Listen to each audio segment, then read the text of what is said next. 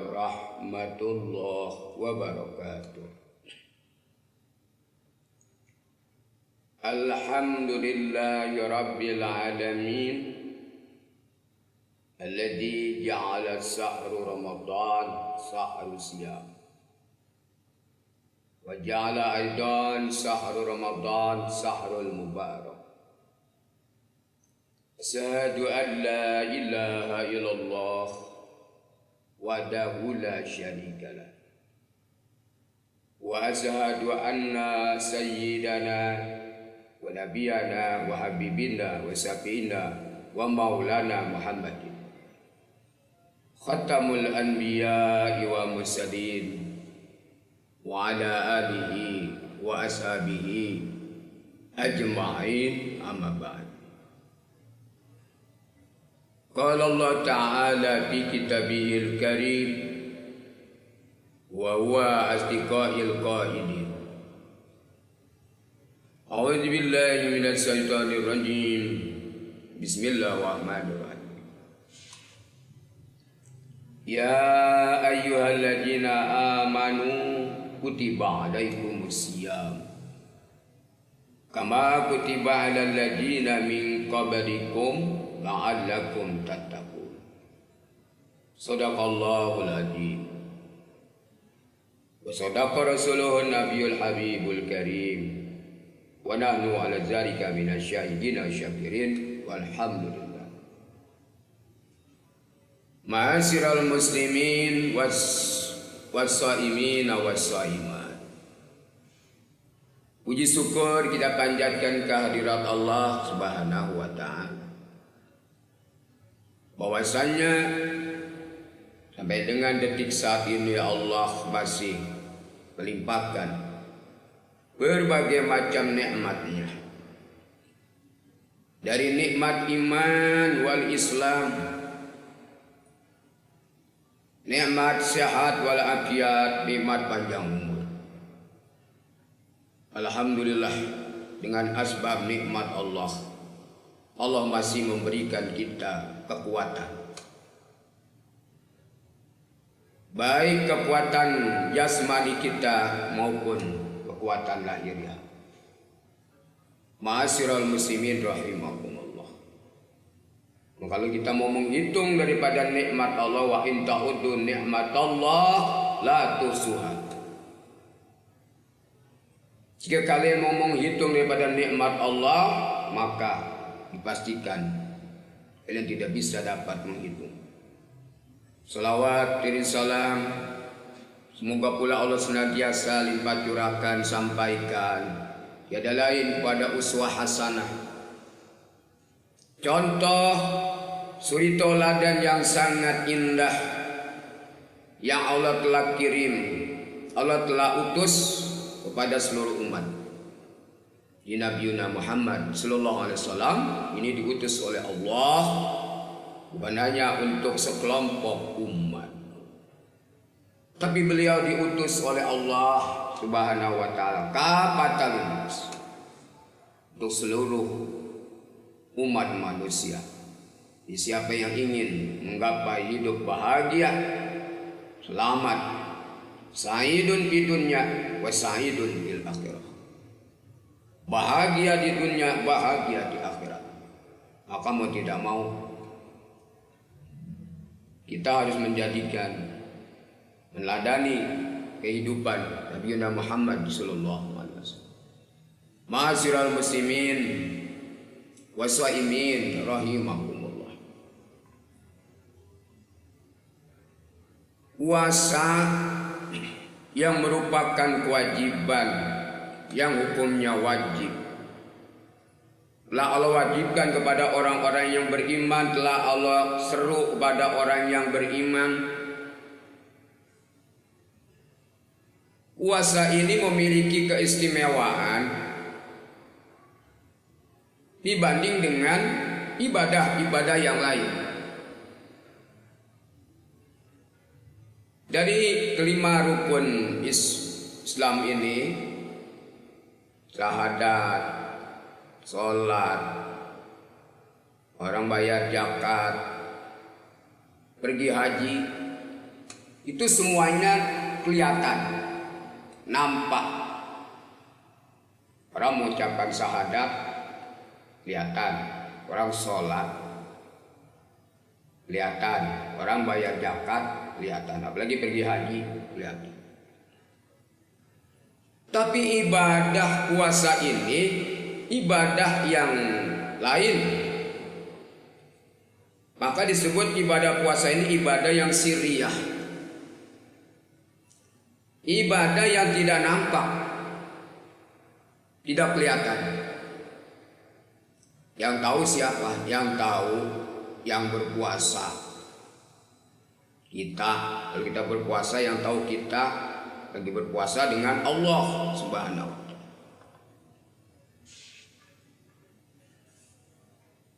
Jadi beda puasa ini dengan ibadah yang lainnya, enggak kelihatan. Karena sifatnya ibadah puasa ini adalah tidak kelihatan, sirriyah. Maka nilai puasa itu pun Allah di dalam sebuah hadis qudsi menjelaskan, as-saumu li wa ana ajibi. Puasa untukku dan aku yang akan membalasnya. Jadi nilai puasa itu setiap orang berbeda-beda.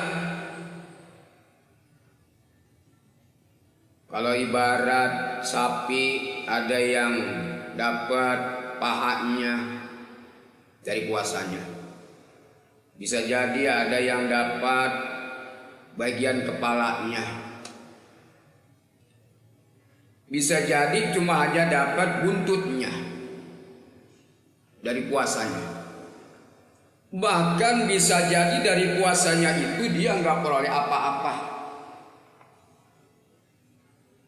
Jadi Allah langsung yang memberikan nilai pada puasa kita. Makanya beda-beda. Dalam sebuah hadis Nabi Muhammad sallallahu alaihi wasallam bersabda, "Kamin shaimin laisa lahu min siyami ilal ju' wal atas." Berapa banyak manusia yang berpuasa tapi dia nggak memperoleh apa-apa dari puasanya tersebut. Jadi ibarat sapi tadi, dia nggak peroleh pahanya, nggak dapat kepalanya, bahkan buntutnya pun dia kagak dapat, nggak boleh apa-apa. Kamin shaimin laisa lahu min siyami ilal ju' wal atas. Betapa banyak orang yang berpuasa itu dia nggak boleh apa-apa kecuali hanya lapar dan haus saja. Nah, ini sayang-sayang. Makanya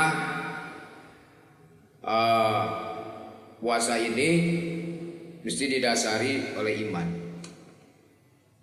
Jadi puasa karena Allah. Puasa bukan karena makhluk. Kenapa orang puasanya itu tidak boleh apa-apa insya Allah? Bisa jadi dia puasa karena makhluk. Seorang istri dia berpuasa tapi dia karena suaminya. Seorang suami berpuasa karena dia nggak enak sama tetangganya. Ini ciri-ciri orang yang puasanya tidak memperoleh apa-apa insya Allah. Dan dia tidak mampu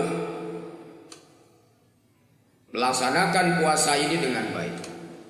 Ma'asyiral muslimin wasaimin awas.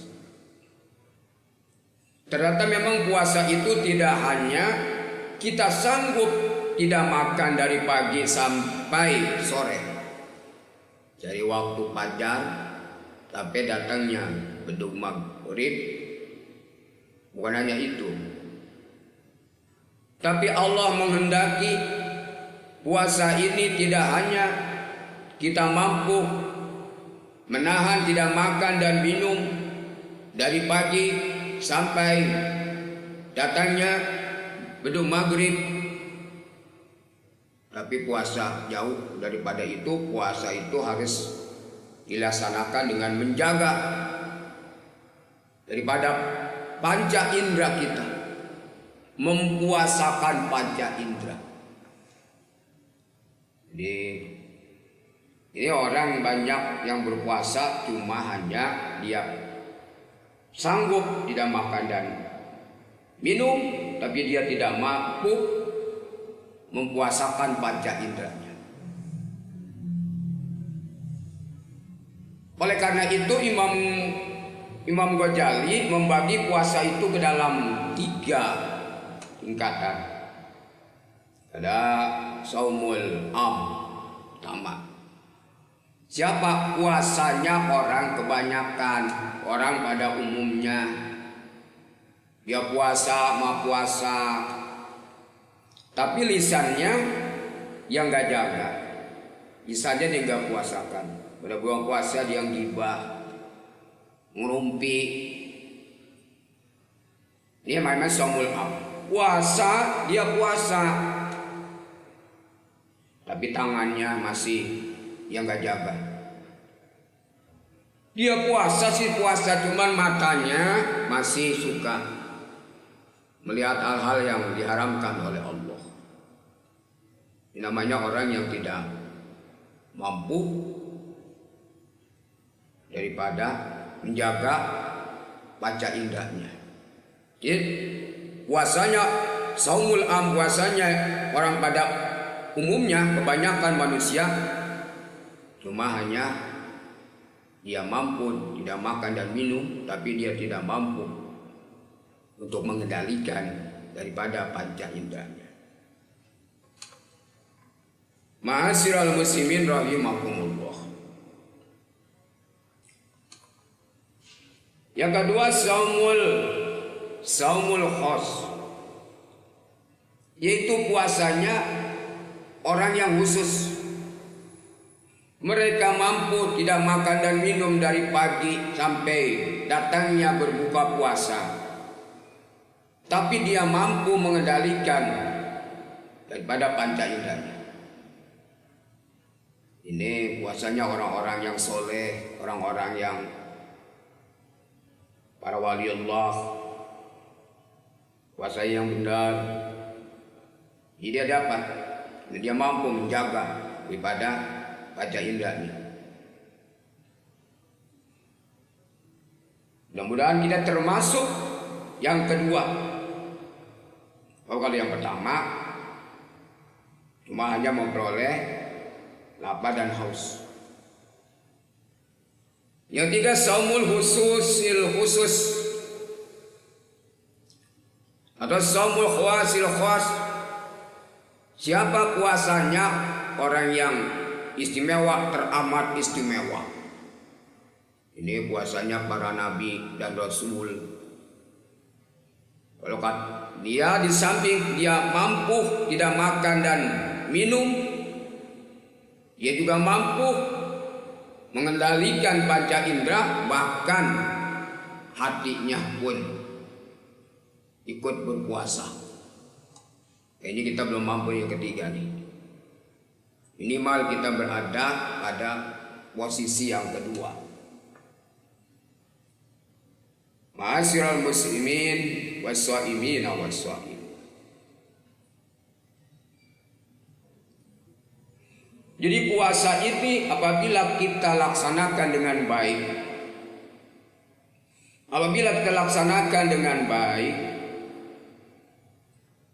maka puasa ini memberikan dampak yang positif bagi si pelakunya. Apa diantaranya? Bagi Rasul sallallahu alaihi wasallam bersabda, "Sumu tasibu." Yang artinya berpuasalah kamu, niscaya kamu sehat. Jadi orang yang mampu melaksanakan puasa dengan baik, maka ada garansi dari baginda Rasulullah dalam hadisnya tadi, puasalah kamu, niscaya kamu sehat. Karena puasa itu adalah bersentuhan langsung dengan pengendalian perut. Di dalam sebuah hadis Nabi menyatakan, jadi perut itu sumber dari segala penyakit. Jadi siapa yang sehat, ingin sehat, maka dia harus pandai memanage perutnya. Dia orang yang pandai memanage perutnya, bagaimana cara makannya. Itu biasanya orang jarang sakit. Jadi perut itu sumber dari segala penyakit. Makanya baginda Rasulullah SAW semasa hidupnya dia hampir tidak pernah sakit. Ma'asyiral muslimin rahimakumullah. Jadi orang yang berpuasa itu ibarat kendaraan itu kita lagi turun mesin. Bayangkan kita 11 bulan perut kita ini tidak pernah berhenti beroperasi. Ibarat pabrik dari pagi sampai sore bahkan malam beroperasi. Bayangkan 11 bulan. Jadi ibarat kendaraan, maka dia perlu perut kita ini dibersihkan. Perlu adanya pembersihan secara baik dari kotoran-kotoran, belum motor. Itu pula perut kita perlu istirahat. Ma'asyiral muslimin rahimakumullah. Jadi salah satu dampak positif dari puasa ini apabila kita jalankan dengan baik berdampak pada kesehatan kita. Ma'asyiral muslimin rahimakumullah. Jadi kalau orang mau menyadari betapa pentingnya daripada puasa ini, maka alangkah ruginya ketika datang bulan suci Ramadan dia mengabaikan puasa ini. Bahkan banyak orang yang dengan sengaja di bulan puasa ini tidak berpuasa. Naudzubillah. Padahal mereka ber-KTP-nya Muslim. Ma'asyiral muslimin wassaimin wassaimat. Jadi puasa begitu memberikan dampak yang positif bagi secara pribadi. Oleh karenanya puasa ini Allah sebut di dalam Al-Quran, ya ayyuhalladzina amanu kutiba alaikumusiyam kama kutiba alal ladzina min qablikum la'allakum tattaqun. Jadi kalau puasa ini dijalankan dengan baik akan membentuk manusia yang soleh, manusia yang bertakwa. Jadi takwa ini manusia yang taat, dengan fisik yang kuat, dengan rohani yang hebat. Itu bagian dari orang bertakwa, orang yang mampu mau mewujudkan perintah Allah di dalam kehidupan. Bukan hanya membentuk pribadi takwa ini, tapi juga bisa mewujudkan kehidupan secara kelompok, bahkan secara bernegara. Bayangkan ketika orang mampu dia berpuasa dengan baik, menciptakan pribadi-pribadi yang baik, dan pribadi yang baik itu bisa menciptakan kelompok kecil masyarakat. Dari kelompok kecil masyarakat bisa menciptakan masyarakat yang lebih luas dalam skup negara bahkan. Jadi kalau orangnya soleh, badannya sehat, maka negara jadi kuat. Ini dampak puasa. Oleh itu begitu pentingnya puasa ini, mari kita jalankan puasa ini dengan sepenuh hati.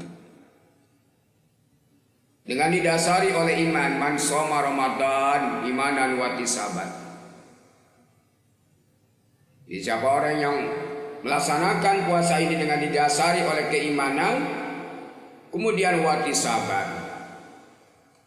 penuh perhitungan, mengharap ridha Allah. Puasanya dengan mengharap ridha Allah. Maka ghufirallahu ma taqaddama min dzambi. Allah akan hapus dosanya telah. Ma'asyiral muslimin rahimakumullah. Mudah-mudahan kita bisa melaksanakan puasa ini dengan semangat, dengan baik, dengan mengharap ridha Allah, yang akhirnya bisa menambah, membentuk kita menjadi orang-orang yang berimannya mantap, itu orang bertakwa, yang bisa melahirkan individu-individu yang sukses, bukan hanya untuk dunia tapi juga untuk sukses akhirat. Ini saja yang bisa saya sampaikan dalam kesempatan ini. Mohon maaf jika ada hal-hal yang kurang dan salah. Kebenaran al-haqqu min rabbik, kebenaran itu datangnya dari Allah. Maka jangan ragu kita untuk meyakininya dan mengamalkan. Dengan kekurangan ada pada saya sebagai manusia biasa. Wa ma'utitu minal ilmi ila qalila, di mana Allah memberikan ilmu pada hambanya melainkan sedikit, ila qalila. Wa antumikum wassalamu alaikum warahmatullahi wabarakatuh.